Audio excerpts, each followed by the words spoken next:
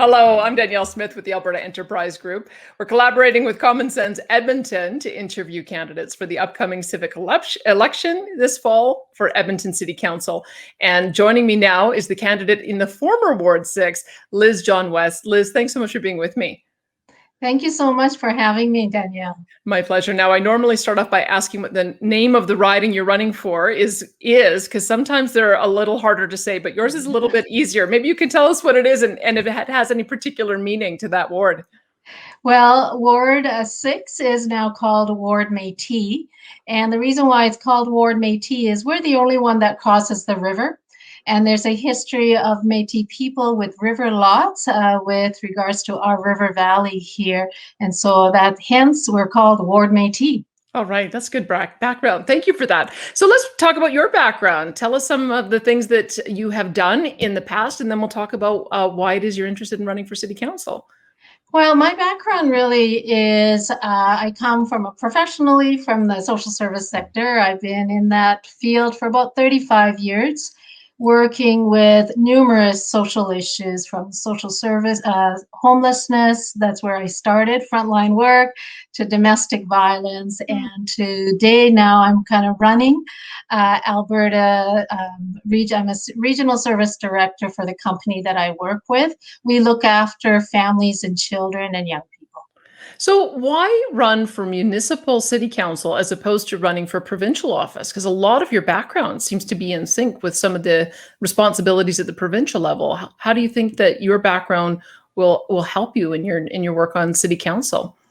You know, I'm a grassroots girl, so I really love getting to know people in my community. I do a lot of work in my neighborhood, community development background, and you know, I really would love, and that kind of comes from my social service background as well. I really would love to build a place, a world where everyone has an opportunity to thrive. When my parents came from India in 1970, they were given this opportunity. And I want to make sure that Edmontonians, new or established, that they're all given this kind of opportunity to really excel in life. And I've often thought about, like, can you imagine a world where we fully understand we are all connected? That when we elevate elevate the marginalized, when we work to elevate the marginalized, we're in fact elevating all of society. So I would love to be involved in doing that from a municipal lens. All right, let's talk about specific issues in your ward. When you talk to constituents, what are the things that they keep telling you that they're concerned about or they want you to address? You know, the biggest piece right now for us is the issue around homelessness. Mm-hmm. The pandemic has really unearthed situations that have existed, but it has really put forth in a significant manner. Ward Métis is in central Edmonton, so the homeless population is something that we see all the time. And when I'm knocking on doors, people are concerned. People want to make sure, as I said earlier, that they also are taken care of, not just you and I, but everyone's taken care of. All right. So let's then talk a bit more about the role of municipal government. What do you see as the core business of the city? The core business of the city, I would say, is to really take care of the people of the city. And, you know, it really goes back to, I mean, that's a really big statement. What does that mean? What are the specifics? And I just want to sit back on the homelessness piece, even though it's a provincial issue. We can advocate strongly. We can advocate with the provincial government to shift money from just giving a Band-Aid approach to overnight shelters, to shift that money to permanent supported housing. And a lot of the work that I do, I have lots of provincial contracts. I'm always negotiating and working hard with the provincial government to hear the voice of the people, to make sure that the correct funding is given to the correct services. I'm a big proponent of putting the money up front initially versus in the back end type of thing. And so City of Edmonton and many cities across North America as well as across the world have really taken on the housing first model. It works. It really does work, and I've seen it work. And so we really need to have the will to really dig our heels into making that happen, really building more permanent supported housing. Look at the red tape that exists that become barriers to building these things, and using city land to make these houses. So, there are solutions to it. My question, I've said this numerous times, is there a will in the government, provincial government, as well as from a municipal lens, to really advocate to make homelessness a history? And it can happen. I believe that. All right. Since you feel so passionately about dealing with the issue of affordable housing, let me ask the question from a bit of a different way. From the perspective, for instance, of a first-time home buyer, because that's a different type of affordability problem. And there is a bit of a tension between, do you densify and build up, or do you do greenfield development and build out? Because you can find it's more cost effective to get a single family home the further out you go. How do you look at that balance? What do you think? How do you think the city should grow? That's a big conversation within our community. Again, because we're in the core, we are densifying. We have a city plan that exists. And so one of the big things about city plan is that we will be growing to 2 million is the prediction in the next 40 years or so. And city plan is wanting to not make the sprawl even bigger. It's really to have the core have more density. So 50% of new housing in the plan is really infill housing, which is, again, a huge issue within Ward Métis. There's a lot of conversations around it, a lot of challenges around it. And so, one of the things I would say I kind of bring to the table is reasonable voice. We need density. We are all mature neighborhoods. We do not want it to be a ghost town. We don't want to be left behind. We want young families. We want vibrancy. I haven't heard anyone that doesn't want that. And so we have to pay attention to how that's done in a meaningful, respectful manner to the people that are already existing in the neighborhoods. Can you talk a bit more about that? Because I get the impression that you're concerned that there might be some development that's inappropriate as we densify. When you say it has to be respectful, what kind of things are you talking about? So, yeah, for example, infill housing.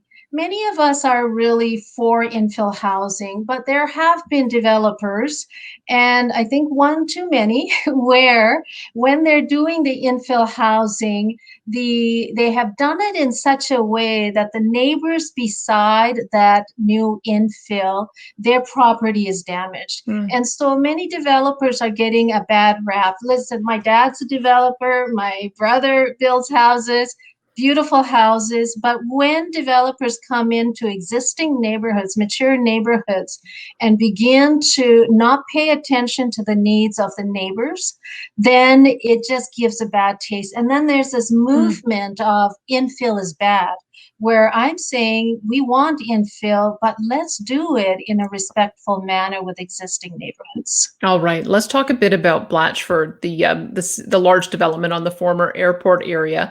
What do you think of this project? I think it's a great idea. I know there's a lot of controversy around it. I love the idea of environmentally friendly. I love the idea that it's a multi housing options from all types of people are going to be part of it. It's a huge. I can't remember how many years it'll take. But it'll be a real asset to our community once it's done. Do you think the city should be its own developer, or do you think it should be approached a different way? You're really asking me a lot of hard questions here. Well, you come from a development family, so you probably have some ideas. I think city does its best. And I think they have become the developer because there weren't other people around. I'm sure the city is not interested in building houses and doing all of this work.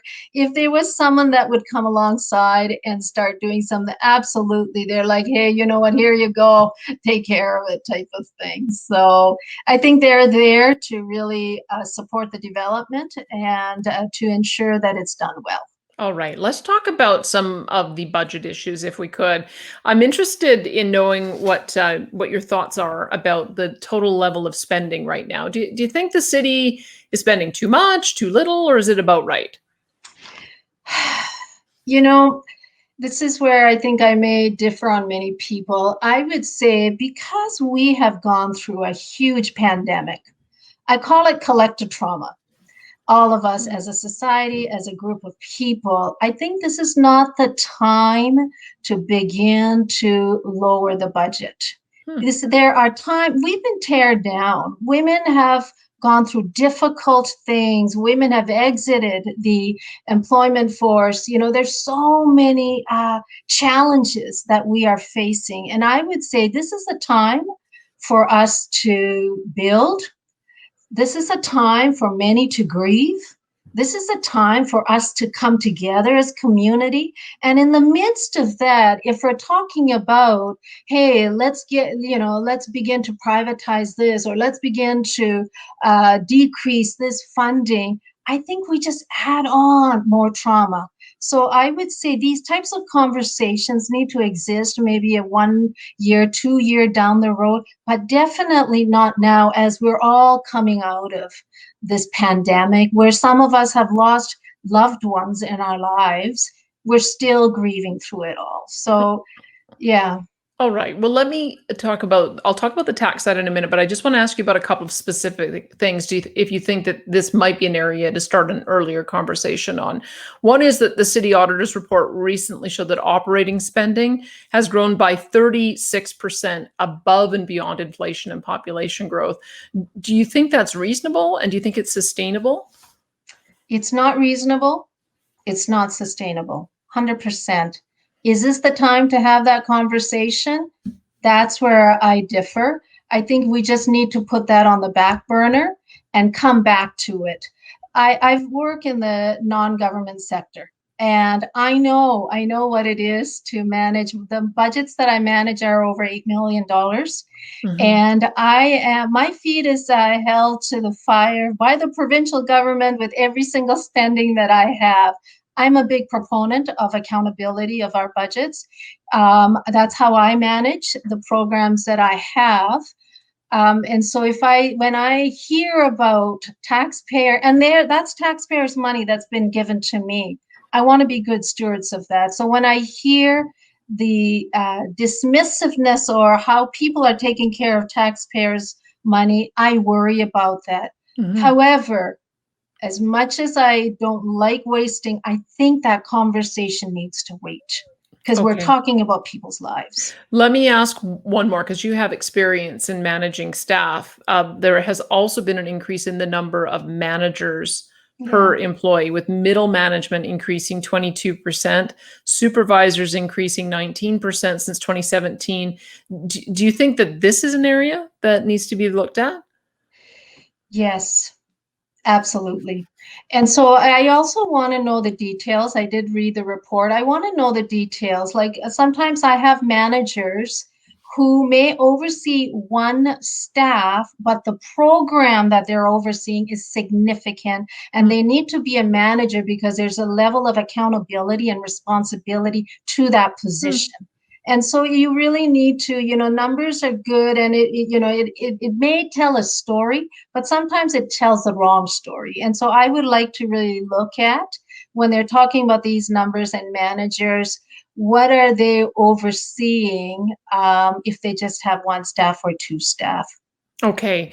I know you don't want to talk about spending cuts at the moment, but I think that, as you pointed out, constituents have had to deal with job loss or a lesser pay. They're trying to get back to normal.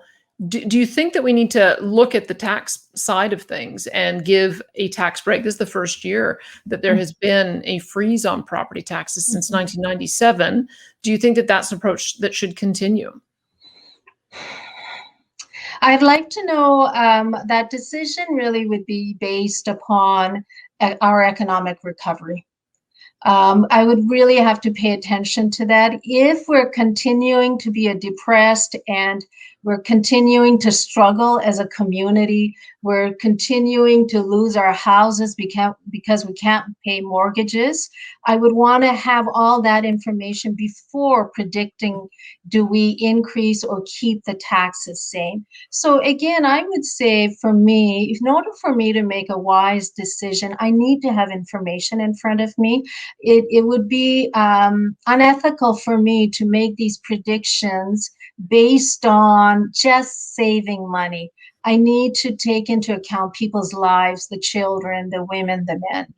Okay, let me take it personal then, because sometimes counselors can set the tone by making adjustments to their own pay. So when you look at the compensation package for city councilors, do you think it's fair, or do you think that there could be some cuts there?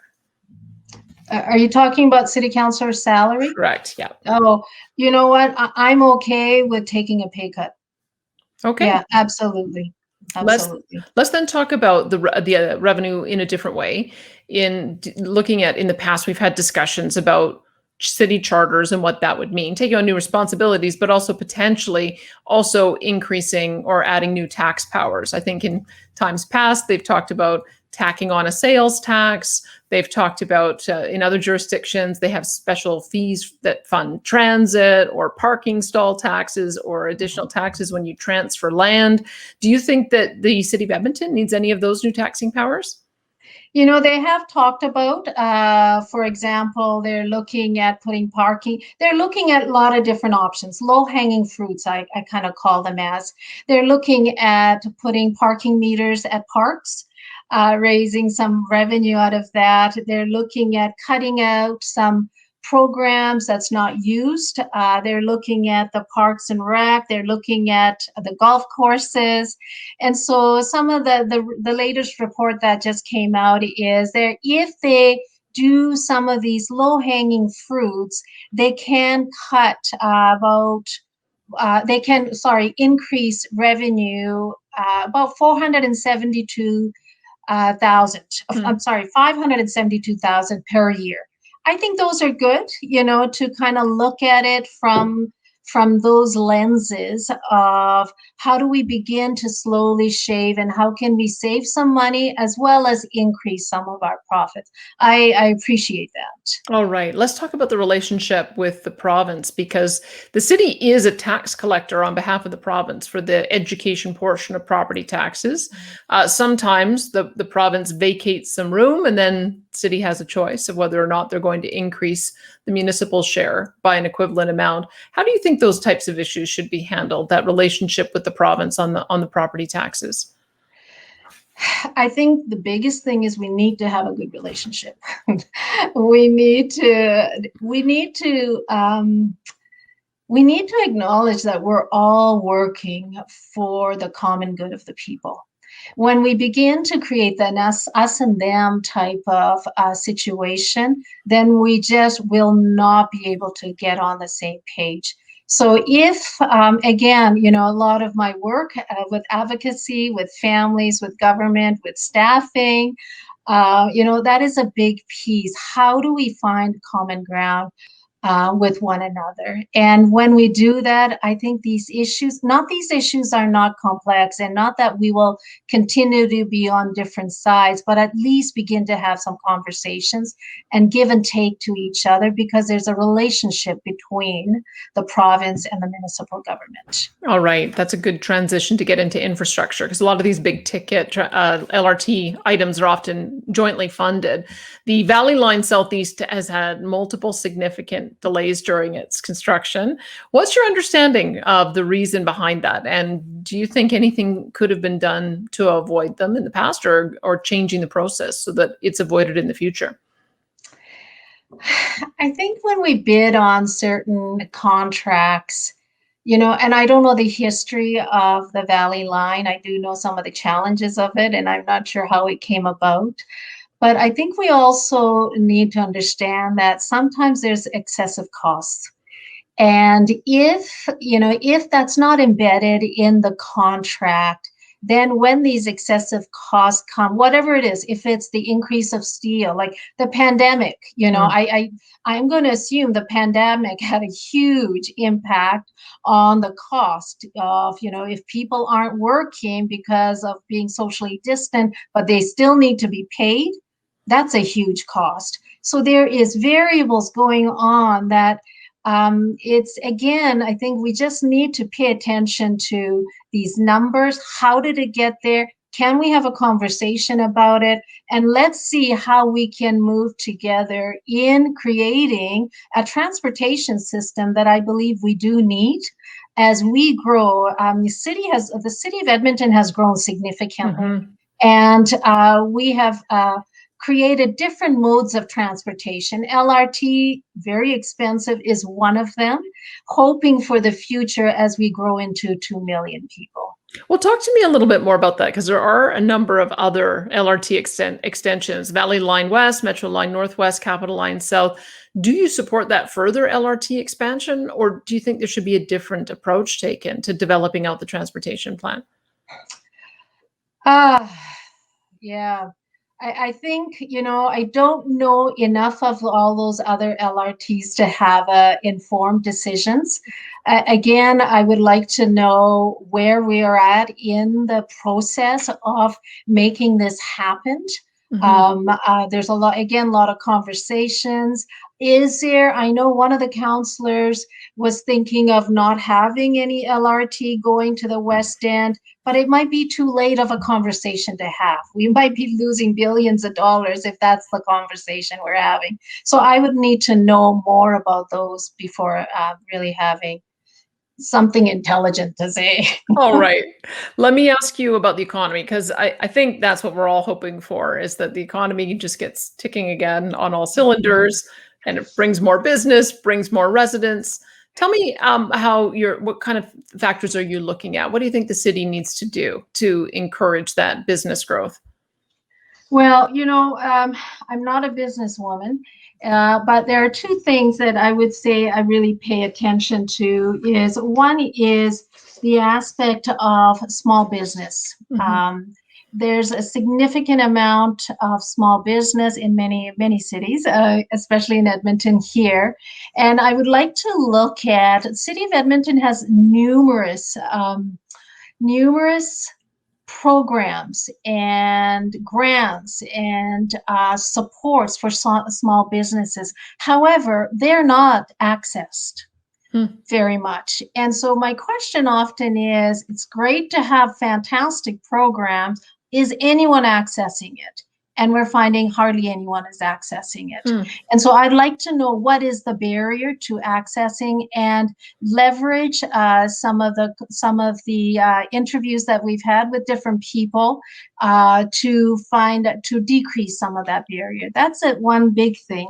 The other piece, when I think of economies, I think of women. What was the stats that 500,000 women across Canada exited the workforce, and 100,000 are still, will not be coming back because they're at home looking after the children. And so that's a huge impact on of our Edmonton economy. And so I would love to see the city of Edmonton have a very specific women's economic plan to bring women back into the workforce. All right. Let me ask you about oil and gas in particular, because it's been such an important driver of not only the Alberta economy, but also the Leduc #1 is just a few minutes away. Council is also promoting alternative energy strategies. But what do you think of the future for oil and gas? I think the future, this is not my strength area, so this is the future for me. The expansion piece is not there for oil and gas, is my sense of it. However, the existing piece will continue. as we transition. And so into more renewable, more quote unquote clean energy, all of those, that will happen. But the expansion piece of more pipelines, I think those are, and I think many people know this, I think those are the times of history. That doesn't mean that we won't be using oil and gas. We will continue to use it. And so it's that, I feel as if our generation and maybe my children's generation is a generation of the shifting that's happening within the economy with oil and gas. And so it's not a comfortable feeling when many of us have really benefited from the oil and gas within Alberta. We've all had, benefited from it. And so that change is not it's not an easy change, but it will happen. All right. Let me ask you about renewable energy, because there was one renewable energy project that caused some controversy, and that was the solar farm in the River Valley for that EPCOR had suggested as a way of using the existing site. But again, it only passed 7-6. So there were a number of people who were concerned about that project. If you'd been on council at the time, how would you have voted? I would have voted no to the solar panel. And I'll tell you why. EPCOR is City of Edmonton owned. And the City of Edmonton is really promoting environmental, climate justice, all of that. And suddenly, when we're looking at the solar panels, we shift in our thinking. It just seems inconsistent to me as to City of Edmonton is saying this on one hand, but then at the same time allowing solar panels in the River Valley. It just seems a little bit inconsistent to me. All right. One last question on business, because you talked about some of the priorities you'd have for getting women back in the workforce and also small business. When you look at the way of attracting business, you can offer tax breaks, you can offer red tape reductions, you can offer incentives like direct subsidies. Do you have a preference for any of those options? Definitely reduce red tape. City of Edmonton has a lot of red tape when it comes to businesses. And I'll give you a really concrete example. I was talking to a business owner last week, and she was telling me that, now that there's patios outside, many of the patios have external sidewalks. And so she, made a 5-year commitment to having this external sidewalk. And she paid for it, everything like that. It's all done. But every year, the amount of red tape to redo that sidewalk that's been there is significant. It doesn't make sense to me. And that's one owner. And, she's fairly established in the community. But when you think of the mom and pop type of businesses, that's a lot of work for one small business, the red tape piece of it. All right. I've got a grab bag of issues that I want to make sure that you have a chance to weigh in on at the end. So they're not really around a theme, but they are important issues that have come up in Edmonton in the last year. So let me start, first of all, with this movement that called itself Defund the Police. So when you hear that term, what does that mean to you? It means a lot of strong emotions from people. What it really means is a group of a sector in our society is saying that they're not treated well by the police. That's how I interpret it. And we need to pay attention to that. And they're saying that, listen, we want to be treated equally. No matter what the color of our skin is, no matter how I look like, I want to be treated equally. And so when the City of Edmonton, had a task force, a community safety and well-being task force, they recommended 14 recommendations. And out of the 14 recommendations, the last one, number 14, was really looking at the the budget of the City of Edmonton Police. And what happens in Edmonton, again, I don't know in other places, City of Edmonton, the police department gets an increase of budget every single year. They do not have to show a need. They do not have to show an output. They don't have to show anything. They're automatically given. Now, again, I work with government contracts. I have never been that privileged to get a contract. You don't need to show me what you do with that money, Liz, and you do with it. So it's really unheard of. It's a very privileged position. I'm not clear how it got there. And so some people may see that not giving them an increase without accountability, they may interpret that as that is a defunding police. I see that as that is really poor management of taxpayers' money. There should be accountability tied to everything that's given out by, taxpayers' money. So that's how I interpret that piece of it. All right. Let's talk about just transitioning to another law enforcement issue. The council dropped speed limits to 40 kilometers last year, and some have argued it should go down to 30 kilometers. Where do you fall on that issue? So, Vision Zero is a philosophy of that is across North America. It's not a new thing. New York City has it, and they have decreased pedestrian hits by the vehicle. And I forget, it was like outrageous amount of the percentage. And so we know statistically that if you're going slower, if you do hit somebody, it's not going to be life-changing, and so I'm okay with decreasing. I know the decreasing that they're doing with mileages is in neighbors, I forget the term that they use. It's not in say that again? The residential neighborhoods? Yes, right. Yes, residential neighborhoods. I know on my street, there's a lot of children, and I know some of the moms are saying some of them are going really fast, and the children are out there, especially within the core of Edmonton. And so I think it's okay for us to slow down so that the street is not just for vehicles. It can be for people walking and biking and children as well. All right. I'm looking at a picture of the new think tank downtown library. So love it or hate it? I like it. Inside and out? Because some people say, yes, love it inside.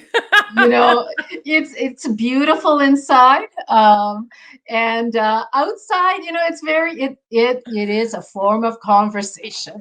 Sure everyone's talking about it. It is so unique. Okay, I've got a couple more questions for you just about the role of council as we finish up here.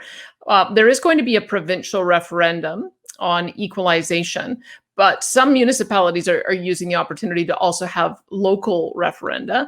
At the moment, there isn't one in Edmonton, but give me your basic sense of how you would like to approach the job of council member. Do you think there are some issues that should be put directly to the people in a direct vote, or do you prefer to take that as delegated authority and make the decisions yourself?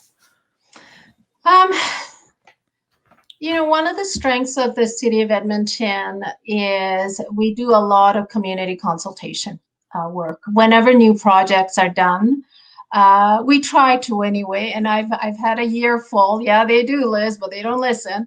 But it's embedded in the practice of change within City of Edmonton. And so I would say that I think if we're paying attention, if our ear is to the ground, we will be hearing people's perspectives on different initiatives that the City of Edmonton is doing. So do we need a referendum? I think we have already what we need, which is very much a community engagement process. All right. One more aspect of this is that you get elected as an independent, but to get any agenda passed through, and you've got a number of things that you'd like to get passed through, you need to get at least 7 votes on council. Give us some thought about how you would work with your other council members to get those agenda items passed. That's the beauty of, I would say, some of my skill set in the social services sector. You're never an island on your own. Mm. You're always working with collaborators. You're always working with stakeholders. You're always working with the government. You're always working with families. And you're trying to bring, as someone that works in the social service, you're the one that brings all of them together to create a consensus. And so I would say that's a big part of that, what I've done for years. And I think I could do quite well in that. Okay, last one, because oftentimes you'll get city administration that will give recommendations that they think will benefit the city as a whole, but your constituents may disagree and want you to vote a different way. What would you do in those circumstances? Oh, that's pitting the city against the people. um,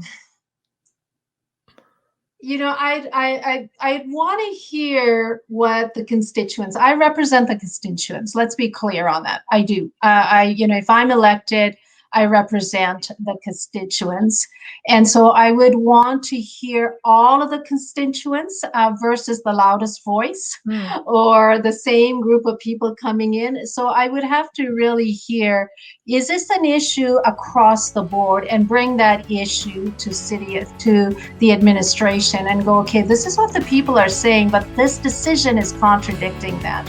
Let's figure out, how do we get this on the same page? All right. Well, thank you so much for the conversation today. I appreciate it. You're welcome. Thank you so much, Danielle. I appreciate it. You're welcome. That is Liz John West. She is your candidate in Ward 6, Métis.